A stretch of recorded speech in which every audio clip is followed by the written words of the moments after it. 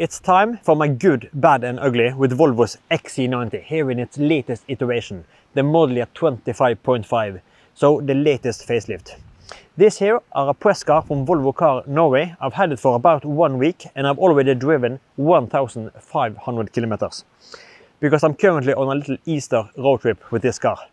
I started on Thursday from Oslo, headed south to Malmö and then crossed the Øresund Bridge and drove through Denmark yesterday up to a location called Løkken Beach. Beautiful sand beach. And then late last night I took the ferry from Hirtshals and over to this location, Kristiansand. And then tomorrow I have to head back to Oslo because on Tuesday it's back to work at the elementary school, back to reality. So a little Easter road trip with this car. But as I said, press car from Volvo Car Norway, model year 25.5. This is finished off in the bright exterior theme. We are working the Bright Dusk metallic over the Cardamom upholstery. And this is a T8 plug-in hybrid, working also 21-inch alloys. So that is the spec we got in front of us today. But let's now kick off my good, bad and ugly. I have compiled a list. I got 5 good things, I got 3 bad things, and I got 1 ugly thing. So just one thing to do, let's kick off this video. Welcome to my YouTube channel Volvo Kristian and welcome to the good, bad and ugly with Volvo's XC90. We're gonna kick off this video with the 5 good things. And then afterwards we're gonna do the bad and ugly. And as I said, 5 good things. And this is in my opinion as a Volvo enthusiast, as a previous XC90 owner, because I've owned a model year 17 XC90 bursting blue. And yeah, I think I'm on my 12th Volvo today, the EC40. So this is based on my Volvo enthusiast. But my 5 good things. The first part are actually exterior and interior design. And that is actually quite impressive that it's still after, because this car is actually 10 years old. And still, I think exterior design and interior design are on top of my list. It has aged so good, and Volvo's designers have found a way to make small changes, but impactful changes, so that it still feels fresh. And I can't believe I'm saying that exterior design still are my top, because I'm not super pleased or thrilled with the dark version. Also, I think the pre-facelift, like the model year 20 and up, I think that front was had more character, more style, more oomph. And I think this is gone too soft. If it's too soft and not, it doesn't have that oomph out with your chest and just massive presence. But I think the XC90 for me is a slow burn. It is you have to. Maybe you don't like it initially, but it's gonna grow on you. And when I have edited the videos that I have made lately and looked at the picture, I just think to myself, oh, God damn, what a beautiful car. Every time I open up the computer or open up my phone, it's just, oh, God damn, that looks good. And when I work towards it after it's newly washed, I think it just looks so good. Yes, it's very soft and very smooth, but exterior design, I have to say, hands down, exterior design and interior design are still my number 1. But let's jump in and look at the interior design. And it's actually quite incredible that I can say that interior design are still on top of my list of the good things with the XC90. And that is quite incredible because this car is over 10 years old. It's over a decade old. And interior design are still on top of my list. Volvo's designers have done small but impactful changes, like a new decor inlay, new Bowers & Wilkins mesh, redesigned center console, this new screen, and this beautiful textured material on the dash. Absolutely beautiful. Oh, this is a treat for the eye. This is eye candy. Every time you're stepping inside the XC90, you're greeted with this beautiful interior. And I still think that this looks modern and fresh in 2025. With these small changes, not just one of them, but the sum of all, still makes this feel fresh and modern. Volvo's designers have blown new life into the XC90 with these small changes. And also the initial design was incredible. And I think Volvo, they age so very good. It's like fine wine. It just gets better and better and better. They had a magnificent design, initial design. It's crafted just to perfection, just small changes. And yeah, interior design, this is a treat for the eye, and especially maybe with this Cardamom upholstery to really highlight some of the elements. So interior design, still my number one. And that brings us over to number two, and that is the interior luxury. And this has been the biggest attraction for me with the 90 series cars. So the XC90, V90, S90, yeah, V90 cross country. That is the interior luxury. And it's the same here. I'm so glad that Volvo haven't reduced on the interior luxury on this redesigned XC90. We still have, yeah, before it was leather wrapped dashboard over to the doors. Now it's Nordico, but it still looks amazing and it feels good. Contrast stitching, beautiful decor inlays, and everything feels, the grab handles for the doors. But maybe the biggest attraction with the facelift are this new center console with Nordico on the side with contrast stitching. Just the attention to details and this beautiful decor inlays that over the cup holders, and everything you touch and feel, like this twist wheel and this rocker switch. So the interior luxury, I just love it. It's such a sense of occasion to step inside a XC90, and especially this one, because here we have also the upgraded headlining in Nubuck, and that gives you Nordico on the grab handles. Much better than this plastic shit. This is luxury. This is just the small tactical things, the things you touch and interact with, like physical buttons on the steering wheel, physical buttons in the door cards for the windows, and maybe the highlight for me here, sun visor, but not plastic. Maybe you can hear that this is not plastic. This is actually wrapped in Nordico material. Before it was wrapped in leather, but beautiful. You can feel this contrast stitching here. You can feel the stitching all the way around it. Just the attention to details and the luxury. That is the biggest attraction for me with the 90, and it still is with the XC90. I'm so glad that they have kept this, the tactical things, the things you touch and interact with on a daily basis, like this rocker switch, like this volume knob. Yes, you don't touch the dashboard, but it feels good and it looks good. Everything you touch and feel. So interior luxury, that is my point number two. And that takes us over to point number three. That is actually, believe it or not, this center display. So my point number three are actually surprisingly this 11.2 inch freestanding display. But I'm not talking about the physical screen or the integration in the dashboard.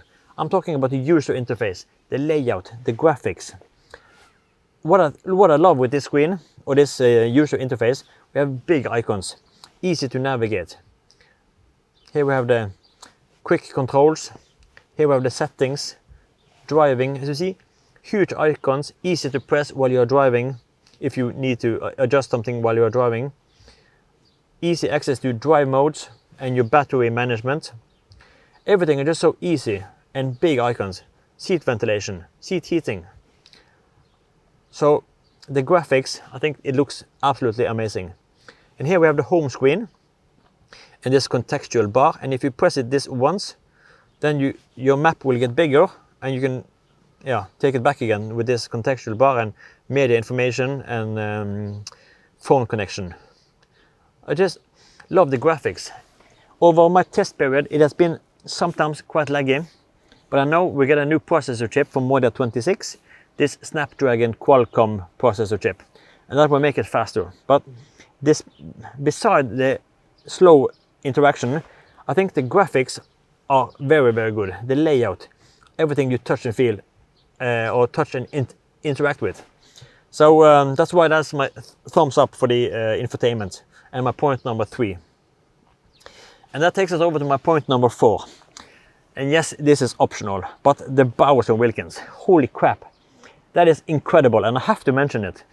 Because if you love to listen to music, then you have to really consider getting this Bowers & Wilkins.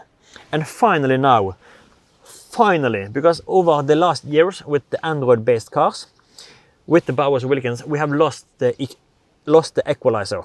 But now, into settings, into sound settings, you can see here, if I go back to, here we have different stages. Surround, concert hall, jazz club, intensity, and you can really tune it. Usually I'm in studio setting, and here you can go on tone and equalizer to tweak the audio. And this has been missing, this equalizer bar. But finally now it is back. So you can really tweak the audio just as you like it, or for that music genre that you are listening to. The only thing I'm missing are, before we had some pre-settings here, like dynamic, jazz, and we had some, there was a couple of elements under here with like a pre-settings for this equalizer in different levels. So you can really find your, or one of the suggested settings. But now you have to do everything by touch, manually. But yeah, Bowers & Wilkins, holy crap. I just love the Bowers & Wilkins in the XC90. So that has to be on my list, on my number 4. The last thing on my good list with the XC90 are the space and practicality.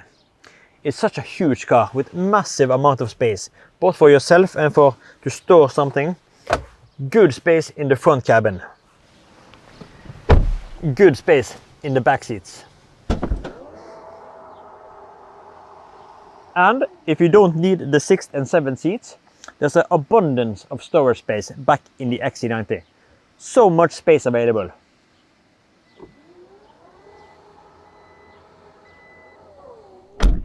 That was my 5 good things with the XC90. And just to do a quick recap here at the end. We had the exterior and interior design. Then we had the interior luxury. We had the Android infotainment system. We had the amazing Bowers & Wilkins stereo. And we had the space and practicality that the XC90 offers. My 5 good things. But it's not perfect. Or it's at least very close, but it's not perfect. I also have 3 bad things with the XC90. So let's start with the bad things. I'm actually going to take the bad things in the opposite order. So we're going to take my point number 3, 2, and then end with the worst bad thing, number 1. But 2 of the bad things are actually connected to the screen. So let's start with my point number 3. That is actually connected to the drive modes. Yes, we have a shortcut button here, but the drive modes that Volvo provides are hybrid, power, pure, off-road and all-wheel drive.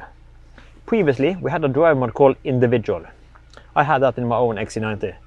And with the individual drive mode, you can really customize your powertrain as you preferred.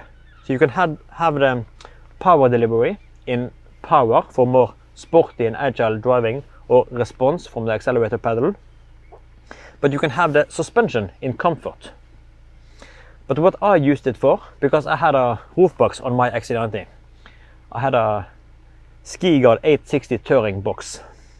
And the entrance to my garage at home in Bergen was 2 meters and 8 centimeters. Just the entrance point to the garage. It was higher on the inside. And the car with the box was about 207. But every time I entered the garage, because it was at a little angle, so I had to use the individual drive mode. And individual was set up to suspension was in power, so the lowest setting, because power are lower than pure. And I had a propulsion system in pure. So I had a pure but power setting on the suspension to get it really low to actually get into the garage. That is a dilemma you face with roof box. And there was actually one time I helped someone move. So we had a lot of things in the car, in the XC90, drove into another garage, very, very low. So just barely made it in, also in the individual drive mode. Made it in, cleared out the car, but I couldn't get out again because then the car was actually higher, because that entrance to the garage was lower than where I lived. So I had to get a couple of passengers to sit in the luggage compartment. There wasn't actually room in the car. We had all the seats folded, but I had to just call them and place them in the luggage room to get the car lower to drive out of the garage again. But the individual drive mode, I would love to see that back again. And then the next point, my number 2, are actually regard to these shortcuts. Yes, we have shortcut for reduced alarm, all well and good. And yeah, headrest fold, so you can smack someone in the head. But why can't you change these two? Because yesterday, maybe I had a bad example because I showed you the battery management. If you want to have charge or hold, you can have that as a shortcut. But you kind of already have it as a shortcut on the drive mode button. But another example that is probably better.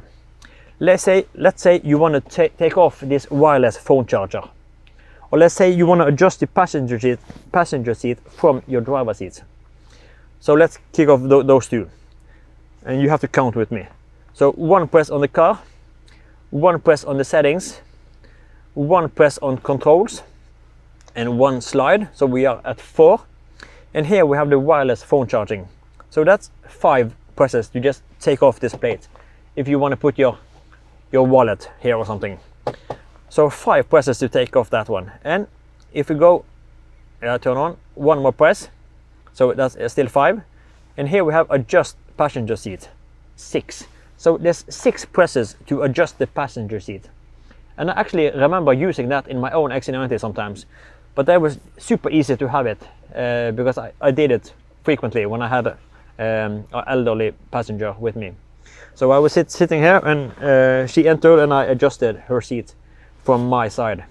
Really convenient, but 6 presses. I wish that I could select that this one should be my own shortcut on this. I want to change these two, if that makes sense, for the things that I use frequently. So that's my 2 wishes on this Android automotive infotainment system. And now for my number 1 bad thing with Volvo's XC90. That comes down to seat upholstery and options, or limitations. Because if you are like me, that requires a black headlining, that this is a deal breaker for you, then on the new XC90, you actually just have 2 options to go for. You have this Cardamom style. And yes, this is also available in a Nordico and a leather option. So maybe you have 2.5 or 3. Because you also have a standard textile material called herringbone weave. That is also paired up with this black headlining. But you just have 2 options. Because surprisingly enough, if you want the black upholstery, so the charcoal seats, then you get a blonde headlining. Where is the logic? And you can't buy a black headlining as you could before. Because I have visited Volvo's factory. They have these side by side, blonde headlining in one box and black headlining in another box. And previously you can buy this black headlining for 3,000 Norwegian kroners extra. I did that on my XC60. I had the blonde headlining that was paired up with a blonde, but I could buy a black headlining. So I bought the black one. But now it's not available. And previously on the XC90 we had the tailored wool upholstery, also with the black headlining, but that has been discontinued. So now it's just Nordico or this standard textile. You can't get it on the black upholstery and you can't get it on the blonde, but that is kind of okay. But why can't you give us at least the option on the black upholstery to have a black headlining? It just blows my mind. It's so goddamn annoying that we can't have a black headlining when you have it side by side. Just let us pay 3,000, 5,000. People will pay it. I can't understand why you're not interested in taking more money from your consumers. Oh, this is just one thing that gives a car that it could be a deal breaker for some if you can't get a black headlining with the upholstery that you want. But for me, I want the Cardamom, so I'm good. But a premium car in this price segment should give us the option of deciding what headlining you should have, what decor you should have. But okay, then it's time for the ugly part. And this has been the ugly part ever since I read the spec list for this refreshed XC90 back in August 2024. It's like a thorn in my eye. It's so annoying because Volvo have done so much with the refreshed XC90, both exterior, interior, under the skin, but they forgot to do one thing. They forgot to update the T8 powertrain. Is it possible? Yes. They have done so much, but they just skipped out that part. The T8 powertrain, as it sits now, has a battery in the floor on 18.8 kilowatt hours. We have AC charging up to 6.4 kilowatt. And with such a massive facelift, they didn't do anything. Thorn in my eye. It's also quite annoying when you think about the press release that Volvo issued that day. They said that they gave the XC90 a huge refresh, so it will stay on top of its game for the coming years. And also to make it competitive towards its competitors. But have Volvo even looked at their competitors, what they are doing in the plug-in hybrid segment? I'm not sure, but let's take a look. Let's look at the BMW X5. That has a battery on 25.9 kilowatt hours. Estimated range 110 kilometers. XC90 70 kilometers. That was the BMW. Let's look at Porsche Cayenne. Same battery size, around 25 kilowatt hours. And the range, I can put in the WLTP range of that one. Let's look at the Mercedes GLE hybrid something. That has a battery on 31 kilowatt hours. And a massive range. So that was 3 competitors. Mercedes, BMW and Porsche. So how is this competitive towards them? I can't understand why they do such a massive refresh and then just skip out on the battery tech. This is a T8 plug-in hybrid, but this is not on top of its game. This is not competitive versus its competitors. This was good when this battery got launched as the model 22.5. But now, as a model 25.5 and also touching model 26, I don't think this is good enough. I wish Volvo could update the battery. I would love to see our WLTP figures up to 100 kilometers for the plug-in hybrids. And if you look at Volvo's sales figures, there's still a high demand for plug-in hybrids. So I can't understand why they didn't update it. Is it a cost issue? Is it a space issue? Can't they fit more batteries in here? Yes, they say that 70 kilometers is more than your average driver in this segment drives. But the competitors are doing much bigger. And they also have inline 6 motors. Like the BMW has a 6-cylinder motor. Porsche Cayenne, I'm not sure what the Mercedes, I think Mercedes have a 2-liter 4-cylinder, same as this one. But this already have a speed cap at 180. It already have a 2-liter 4-cylinder motor. So if you look at the two, like the Porsche and the BMW, if this also have a lower or a smaller battery, how is this competitive? Yeah, torn in my eye. But that was the ugly part with Volvo's refreshed XC90. That was my good, bad and ugly with Volvo's refreshed XC90. We had the good things, we had the bad things, and we had the ugly part. What do you think about this? Do you agree with me? Do you disagree with me? Do you have other things on the good list or other things on the bad list? Drop a comment down below in the comment section and let's discuss it further there. But all in all, there's much more good things with the XC90. And for me, the electric range are sufficient for my daily use. But I just wish we could get an even bigger battery. You always want more. If I get 1 piece of cake, I want 2 pieces of cake. If the other person gets 3 pieces of cake, why can't I get 3 pieces of cake? And this is a delicious cake. It's going to be hard to let this go because I have to deliver it back to Volvo Cars on Wednesday. Oh, I'm going to enjoy my last days with the XC90. But I hope I see you in the next one. Now I have to go find dinner. But that was it for this time. And as I said, I hope I'll see you in the next one. Take care and bye bye.